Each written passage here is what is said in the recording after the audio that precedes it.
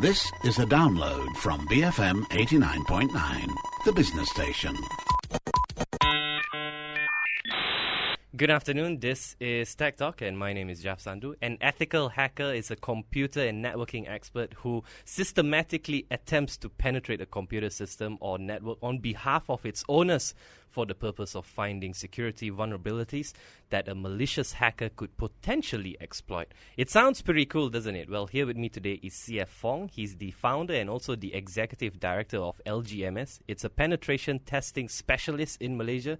And we're going to talk about white hats, the dangers of web and mobile, and how you can stay safe. Fong, let's first talk about the current climate in the digital world. What are some of the threats that you're sort of witnessing recently that has been around in space, because everything is sort of digital today? Hi, Jeff. Thanks. I think you have given one of the most fancy introduction about ethical hacker I have ever heard. Well, I think the latest trend right now is we used to see a lot of attacks coming from outside of the organizations, outside of something. And we have been taught since young that the bad guys are out there, but the paradigm has shifted. Now, a lot of bad guys are actually from within. So I think one of the biggest threats today is insider's threats. Wow. The attackers will actually attack from within instead of outside. So when you say attack from within, does this mean that people within the company are sort of leaking out information, or accidentally not knowing that they're being attacked, or they're both? I would say both. If you may notice that nowadays, for the last few years.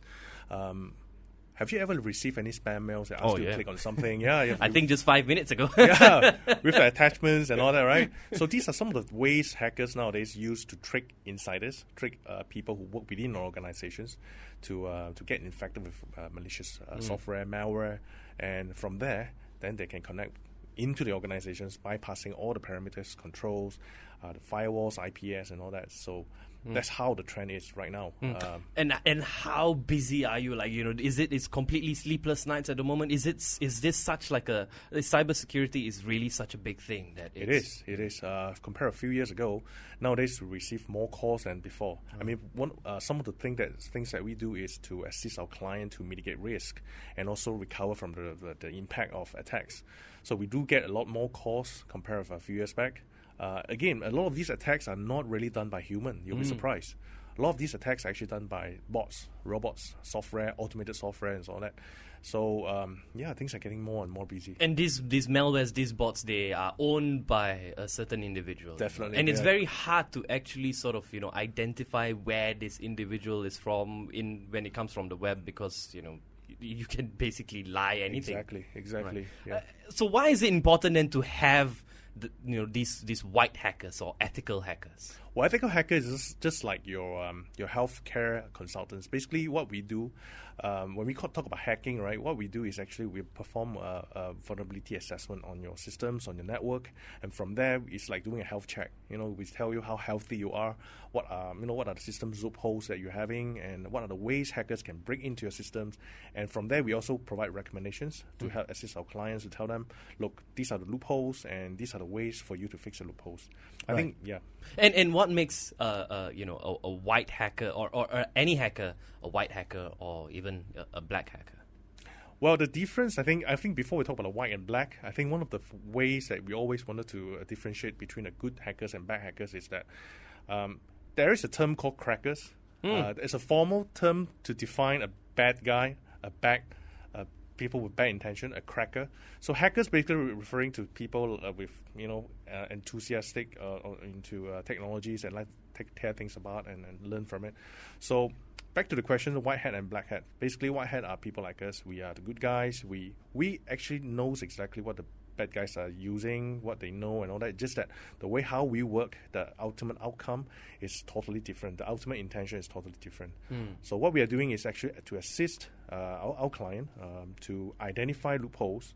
Instead of exploiting the loopholes, taking advantage of loopholes, our job is to is to report the loopholes, and from there help our client to mitigate the risk. Yeah. Has there been any stories globally around the world of these white hackers suddenly turning against their clients or against other people because they're hackers at the end of the day? Yeah, sometimes it's the thin lines between black and white. That's why I think sometimes it's very hard to define whether someone is good or someone is bad. That's why it's very hard to. And building that rapport, then starting LGMS must have been difficult. Then It is. It is. I think for us, one of the most valuable assets that we have is trust. It's not easy to build, and it takes years, and there's a lot of commitment involved. all right. Yeah. I'm speaking to CF Fong. He's the founder and executive director of LGMS. It's an ethical hacking firm here in Malaysia, and we'll be right back. BFM 89.9. Best for money. BFM 89.9. I'm speaking to CF Fong. He's the founder and executive director of LGMS, and this is Tech Talk. My name is Jeff Sandhu, and we're talking about white hackers, black hackers, and early on we were differentiating the two of them, but it's a very, very thin line. At the moment. So, anyways, let's talk about LGMS. You talked about the current. The biggest thing that you have is the trust that you have with your clients. Exactly. At the moment. How did it start? What year was this, and how different was the situation back then? Well, we have started. I mean, I have been in the industry for the last 20 years, but we have formally started the company 11 years ago, 12 years ago. So when we first started, it's not easy because when you proclaim yourself as ethical hackers, I mean, you have to demonstrate something that to show you are ethical, right? So it's not something easy to demonstrate that you're ethical. So we started by giving trainings to our client, by assisting them in advising them on certain technology risks and all that. So that's how things get built up. I mean, surprisingly, for LGMS, we do not have any sales and marketing team. Oh, wow. We don't have any single sales since inception. You don't need them, or I think security is. I mean, in our line of work, it's very hard to hire someone to go and say, look, we sell ethical hacking services and please engage us. So I am more a firm believer of trust. So that's why I would say 80 to 90% of our clients actually come from referrals. Some clients refer our names to even their competitors, their peers, and that's how we grow for the last 12 years. You don't need to market something that everyone kind of needs. We would love to market something, but then it's very difficult to market. It is. Yeah. So how did you then build that trust? How long did it take you? 12 years ago? Yeah. Definitely the term, or even whenever you mention the word hackers or ethical hackers, clients would just go like, what hackers? Yeah, like, first of all, why are we dealing with hackers? Exactly. Well, people will feel very defensive, very surprised. Why would we want to engage with hackers to come into our organizations and all that? So that's where our uniqueness comes in. We always be very direct and upfront and honest to the client, and that's something that I always emphasize until today.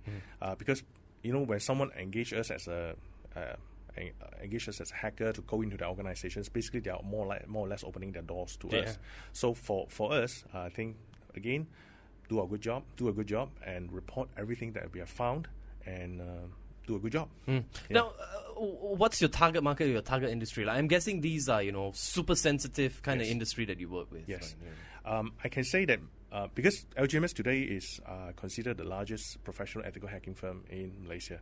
So a lot of the banks today are actually our client. Insurance companies, banks, they do have regulatory compliance to meet, and they need to engage people like us. And when you started LGMS, was there a lot of problems when it comes to setting up a company, like in an ethical hacking firm here in Malaysia? Was there a lot of policies or regulations that that you had to go through in order to explain that No, I think explain wise is yes. A lot of awareness needs to be built, and especially when you talk about security, people.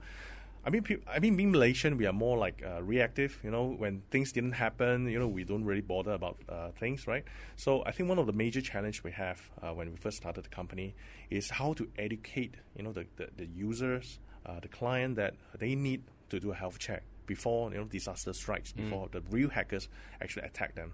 So this is one of the major challenges. Awareness, yes. And 12 years ago, things were so different back then. Yes. Organizations, never had BYOD policies. Exactly. Or, mobile phone penetration was, very, very low. Yeah. How different was the scene back then, and what do you think has been the biggest change throughout these 12 years that you've been running LGMS? Very different. Today we see whole sort of threats, right? And all these threats may not come from human; they comes from automated software. And then again, 12 years ago, it's not that easy to hack. I mean, basically, you need some knowledge, some skills in programming, to write some scripts, to do your hacking work. But nowadays, if you just go onto the internet and do a search on hacking tools, there are literally hundreds of hacking tools for you to download, and you don't even need to be a computer whiz or guru to master these tools. You just point and click, and it's so simple. That also add on to the fact that a lot of these tools are free. And this is why the impact is getting greater and greater. Any teenagers, any old, young, male, female can be a potential hacker that can cause damage, which they may not have any idea of what they are doing using the tools, but these are the threats, some of the biggest threats that we are seeing. These people may have been fooled by false advertising and turning up, downloading something else, and become a hacker in that sense without them knowing, probably. Yeah. What's been any case studies or any stories that you can share with us on how knowledge and awareness has actually helped in fighting cybercrime risk? Yes, definitely. There are so many stories we can tell. No mentioning of names, but I can share with you one of the stories that we have had a year ago. This is one of the largest bank in the country, and they do engage us for regular penetration testings.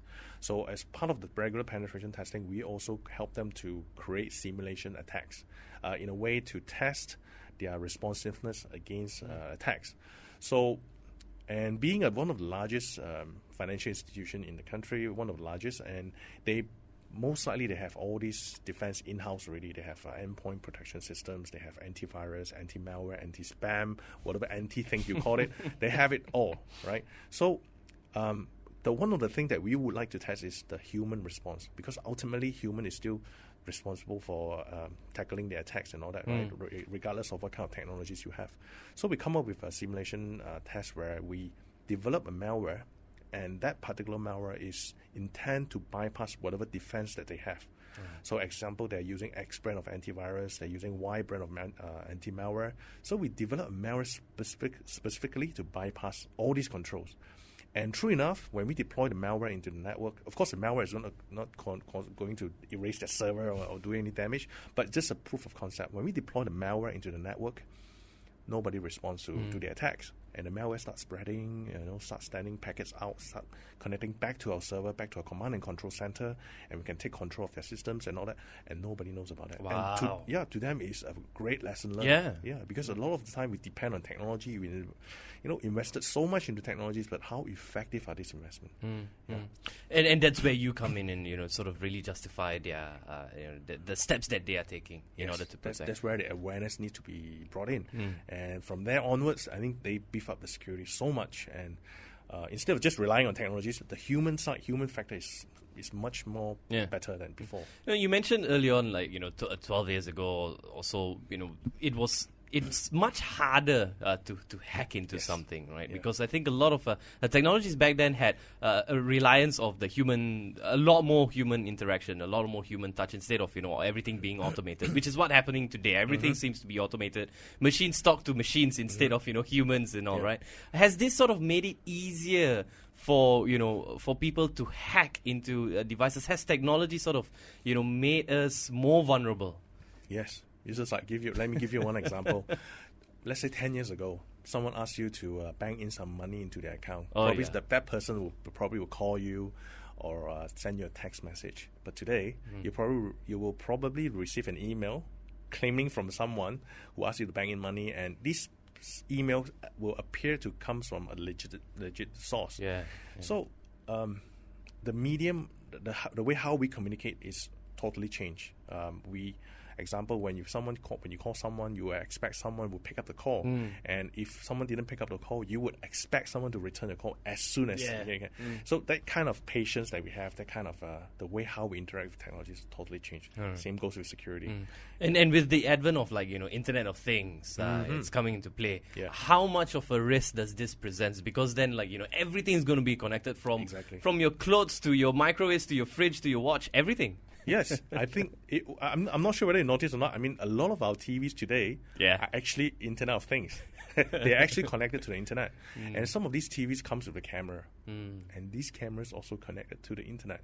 So that means when you're watching TV, you're quite likely being watched by someone else from the other end of the internet. So I think, like what you say is true. Internet of Things could possess a great threats, or we call it. There's pros and cons in both ways. The way I see it from ethical hackers' perspective, is just give the ethical hackers a whole lot more, targets to exploit. If I'm just trying to think of a scenario here in the future. You have internet connected TV in a bank, for example. Oh, yes. You don't have to actually go through bank systems. If you could get into the TV, you could sort of see the bigger picture of what actually goes on to the bank, inside the bank. You have that a lot more details that you would never get in probably in 10 years, 12 years ago. This is already happening. It's already happening. Yes, already happening. Like BYOD, like what you say is very true. I mean, BYOD can possess a very great threat to the organizations if you do not control it properly. Because anyone who is carrying a phone into an organization, presumably the phones are smartphones. The phones come with a camera. The phones are connected to the internet with an IP address. There you go. With so many doors to sort of protect at the moment, because last time it was a lot more easier. Less doors for them to attack. Now it's so many more doors. Exactly. What are some advice or some of the tips that you could give to business owners who are running, maybe a small firm, or an SME or an SMB here in Malaysia, and how can they stay safe in this digital world? Like any other security topics, right? I would always emphasize on one thing: being proactive. That means you hack yourself first before the bad guys hack it for you. So do regular health check on your systems, on your network. Beef up your users' awareness, educate your employees about security, cyber threats, and of course, regular health checks. Because things are moving so fast nowadays. Exactly. All right. I've been speaking to CF Fong. He's the founder and executive director of LGMS. It's an ethical hacking firm here in Malaysia. This has been Tech Talk on BFM 89.9. Thank you for listening to this podcast. To find more great interviews, go to bfm.my or find us on iTunes. BFM 89.9, the business station.